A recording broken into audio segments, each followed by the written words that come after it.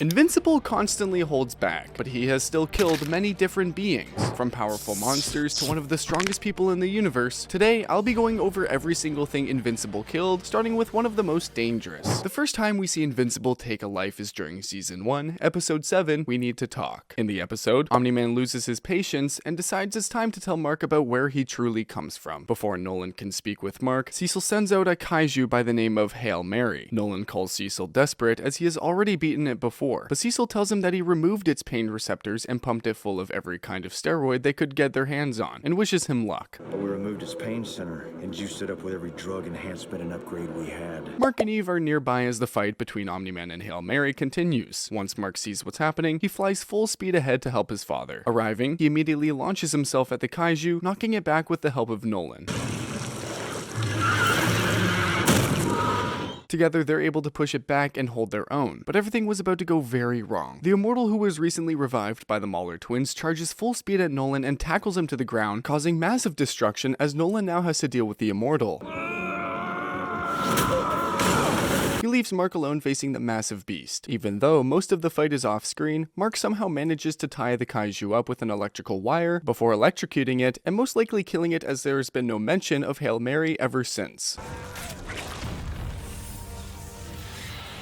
Kill count 1. The first human life he takes is during the fight against Angstrom Levy, in which he beat Angstrom all over the multiverse. Not holding back, Mark beat the villain so bad that his face was disfigured and basically non-existent. His reason for going all out was, "I thought you were stronger," but this goes to show how dangerous Mark can really be when he really wants to be, and with some of the next kills we get to see that strength. After his bloody fight with Angstrom, Mark began to change. Something inside of him sparked, and his killer instinct finally kicked in. The first person we see him brutalize after the Angstrom fight is Paul, Duplicate's twin brother. Paul has the same power as her, but is a much better user than she is. He swore vengeance on the Guardians for allowing his sister to be killed and directly attacked Rex on his own, but to his surprise, it wasn't just Rex. Invincible was there and started to splatter his clones left and right, which we have never seen from him before. He started to punch through many of them with relative ease, really showcasing his strength and how much he's been holding back. Rex himself comments on how ruthless Mark was towards Paul, further showcasing how much he's changed.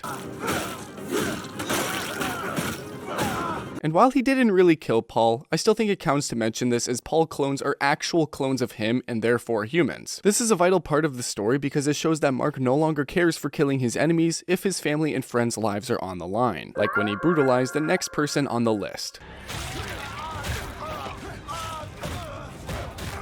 Kill count 19. The same reason Paul was able to ambush Mark and Rex is the same reason Mark gets sent into the future. In the future, Earth is completely screwed. It's ruled by a brutal dictator who kills anyone that questions him. It's ruled by the Immortal. After Mark leaves Earth in that timeline, everything falls apart. Dropkick and Fightmaster, the guys Mark and Rex were sent to take down, return from the future, but instead of fighting, they ask Mark for help. Their words are under Immortal's control, and he's lost his mind after being in power for centuries. No one knows how long he's ruled, but Dropkick says it started before they were even born. Immortal's no hero anymore. He's turned into a full-blown villain, killing anyone who stands up to him without hesitation. Straight up Viltrumite-style execution. When Mark finds out that Immortal is ruling the world, he's stunned. He recognizes him instantly. Immortal doesn't care anymore. Everyone who ever called him that is dead, and he's done. He begs Mark to end it. Mark refuses at first, tells him to fly into the sun or something, but Immortal calls that weak. Says he wants a real death. After a short fight, Mac tears his head off like it's nothing, but the next one was way worse for Mark. Kill count 20. Another mistake Mark made when it came to finishing his enemies was the Conquest, the oldest and most seasoned Viltrumite. Conquest was hinted at by Anissa, who came to Earth to check on Mark's progress and was very disappointed. She attacked Mark, and it was a one-sided beatdown from start to finish. Before she left, she warned Mark of another Viltrumite who's 10 times worse, and she prays that he comes to his senses before he arrives. Another will come, and if he finds you still resistant to your destiny, he will demonstrate the error of your ways, and this whole planet will pay the price. I pray you come to your senses before then. Time passes and Conquest eventually arrives right after the Invincible War, and Mark is angry after everything that had happened. When Conquest arrived, he thought it'd be a perfect way to take out his anger, but that's only kind of what happened. So the only thing I want to do right now is hit something as hard as I can. He began fighting with Conquest in a bloody, brutal battle, going from city to city, leaving destruction everywhere they went. Throughout the fight, we see how outclassed Mark is and how he really stood no chance.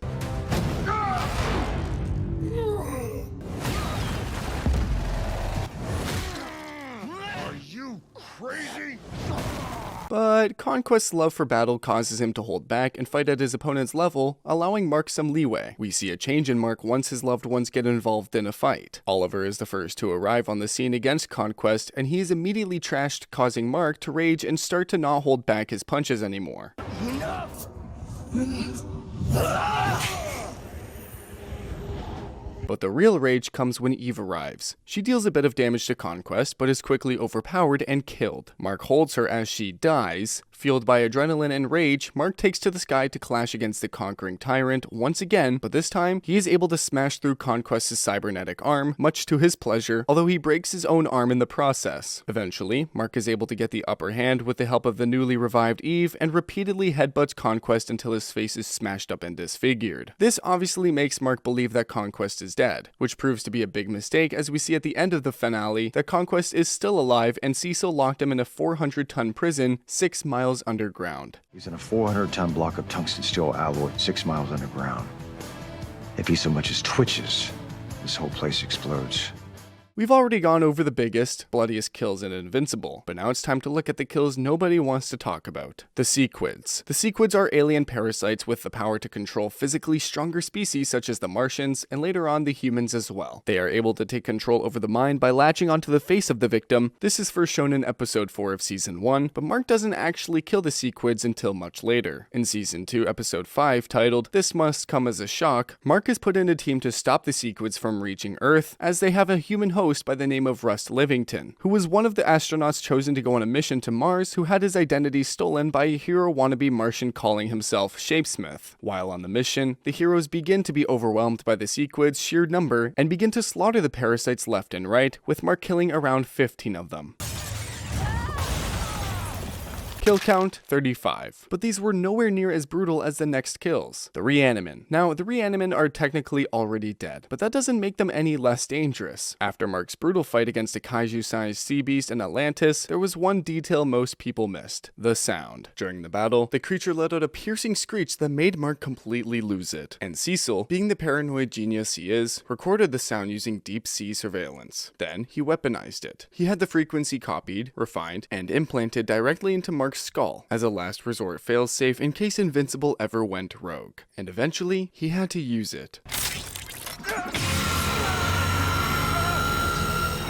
It all kicks off after Doc Seismic does something crazy. He captures every single hero on the planet, except for Mark and Adam Eve. The two were mid-conversation about where their relationship was going when Cecil called them in. The second they arrive, it's chaos. Giant worm, spider, and centipede creatures swarm them. Mark and Eve get taken out and webbed up like the rest of the heroes. Mark regains consciousness to Black Samson, yelling his name, and tries to wake up Eve, knowing she's the only one who can bust them out. But before she can even move, help arrives. Darkwing 2 shows up with a squad of Reanimen and saves everyone. Mark wastes no time. He dives straight into the fight, wrecking the Reanimen on sight. But after the dust settles, he's furious, not about the monsters, but about the help. To him, Darkwing 2 is still a criminal, and using the Reanimen, that's crossing a line, so he flies straight to the GDA and confronts Cecil. Cecil tries to justify it, claiming he needs weapons, not morals. If they're going to survive what's coming, Mark doesn't buy it. He steps towards Cecil, and that's when the things flip. Cecil signals the Reanimen to attack. Mark starts swinging, keeping them off, until Cecil pulls out the device. One press and that same high-frequency scream from Atlantis blasts inside Mark's skull. It floors him. He screams in pain and bolts through the ceiling into the sky. But the device still has range. He's not out yet.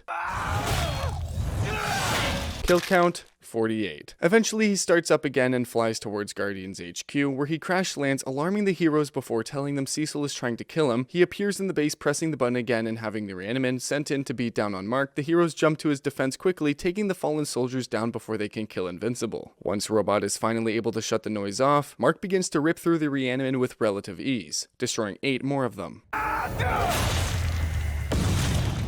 Count, 56. A little while after the fight, Mark gets into it with Cecil after thinking he's the one spying on him and his family, and ends up destroying 5 more of the Reanimen. With Mark only killing to save himself, his friends, and family, his final kill count comes out to be around 61 kills as of right now.